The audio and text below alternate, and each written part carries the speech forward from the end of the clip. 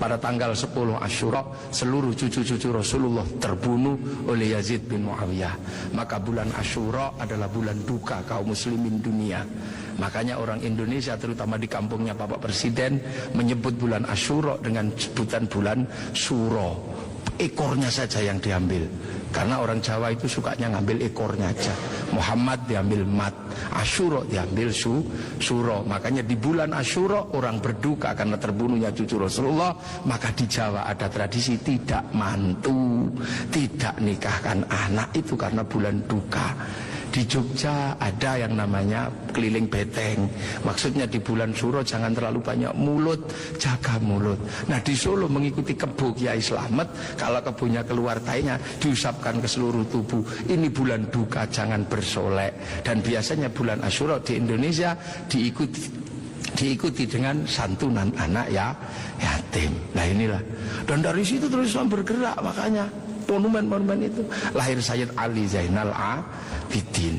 Lah Sayyid Ali Zainal Abidin kemudian bergeser, punya anak Sayyid Muhammad Baqir, menjauh punya anak Sayyid Ja'far Shadiq, menjauh diteruskan sama Sayyid Ali Uraidi, menjauh diteruskan sama namanya Sayyid Ahmad, diteruskan Sayyid Ubaidillah, teruskan Sayyid Isa Naqib, diteruskan sama Sayyid Ahmad Al-Muhajir, teruskan Sayyid Alwi, teruskan Sayyid Muhammad, teruskan Sayyid Alwi, diteruskan namanya Sayyid Ali Khalid Qasam, teruskan putranya namanya Sayyid Ahmad Sohib Mirbat, teruskan namanya Sayyid Alawi Amil Faqih, punya anak Sayyid Abdul Malik sampai Mongolia, punya anak Sayyid Ahmad Jalaluddin sampai Campa, punya anak Sayyid Muhammad sampai Pase, dan punya anak Sayyid Jamaluddin Al-Husaini Al-Kabir sampai tanah Nusantara di pedalaman, yang kemudian karena turunnya di Jawa, Sayyid Jamaluddin Al-Husaini Al-Kabir, orang Jawa punya Hono Coroko, maka kemudian di Jawa dikenal dengan nama Syekh Jumadil Kubro.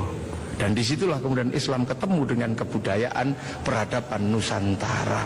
Nah inilah tonggak Makkah ini yang akhirnya menjadi penjelasan, oh ternyata Makkah sini geser di sini. Dan kemudian kita diingatkan bahwa Syekh Jumadil Kubro punya anak namanya Said Ibrahim pindah Palang Tuban sana, punya anak namanya Raden Rohmat Sunan Ampel. Nah ini yang kemudian bangun peradaban baru di Nusantara. Syekh Jumadil Kubro punya murid namanya Samsuddin pindah Jawa Barat, dikenal dengan nama Syekh Kuro, punya murid namanya Datuk Kahfi pindah Cirebon, punya murid namanya Syarif Hidayatullah Sunan Gunung Jati. Nah inilah baru kita kemudian menemukan titik sini. Nah pertanyaan-pertanyaan besarnya inilah yang akhirnya kemudian menjadi penjelasan.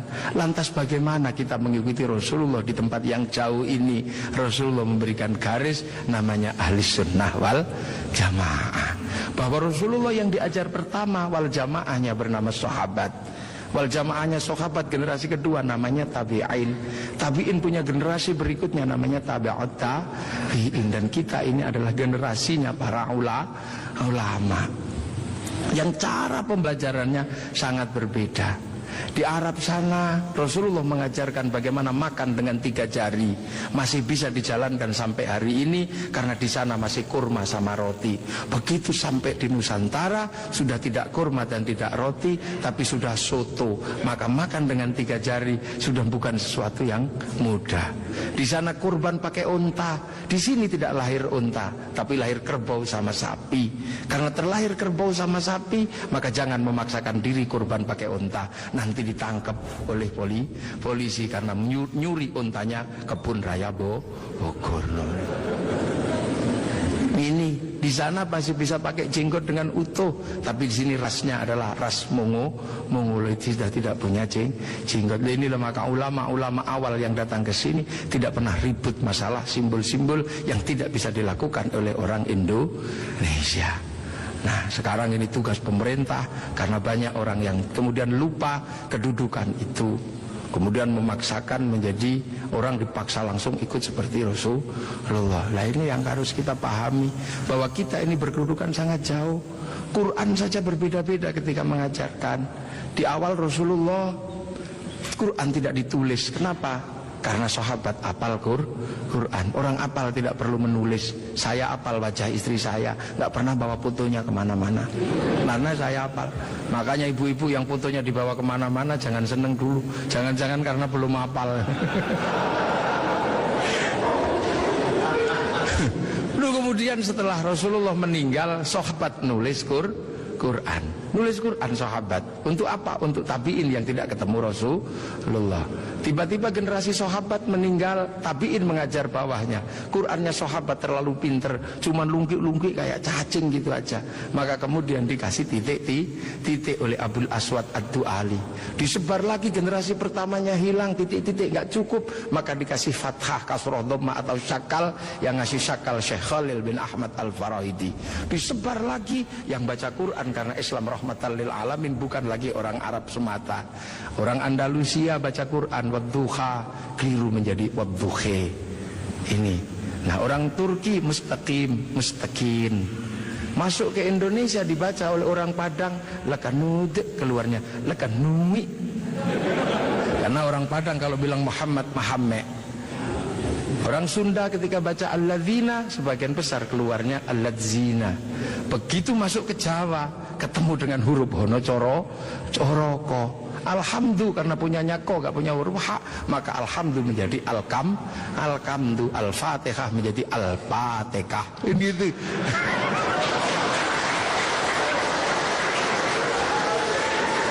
Nah ini, orang kalau ngerti proses kodifikasi Quran pasti tahu.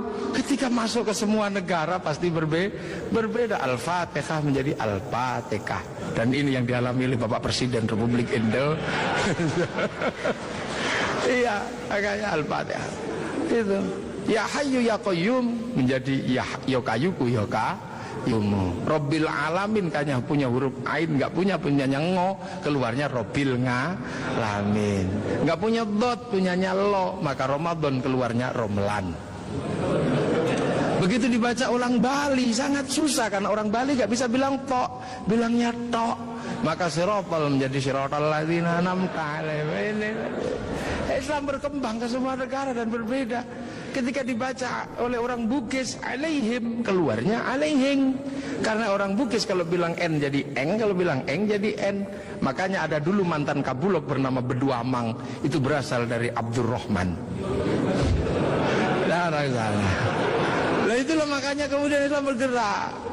Nah lantas apa? Lantas terciptalah sebuah ilmu untuk bagaimana orang di seluruh dunia Islam mampu membaca Al-Quran.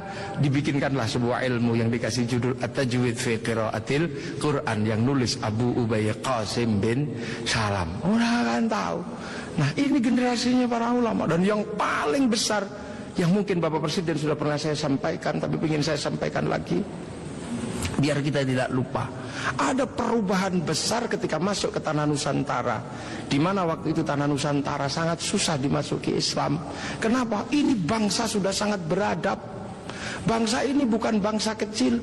Tahun 1222 ke atas, sebelum tahun 1300 sudah mampu menaklukkan Mongol yang menaklukkan Eropa, menaklukkan Arab, mampu ditaklukkan oleh kekuatan Nusantara yang namanya Singasari. Makanya hal itu bisa kita lihat betapa kita bangsa punya tinggalan-tinggalan yang luar biasa. Orang Arab punya alat musik yang namanya terbang, terbuat dari kayu dan kulit. Orang Eropa punya alat musik yang namanya gitar, terbuat dari kayu dan tali. Tapi orang Nusantara salah satu alat musiknya adalah gamelan, terbuat dari logam.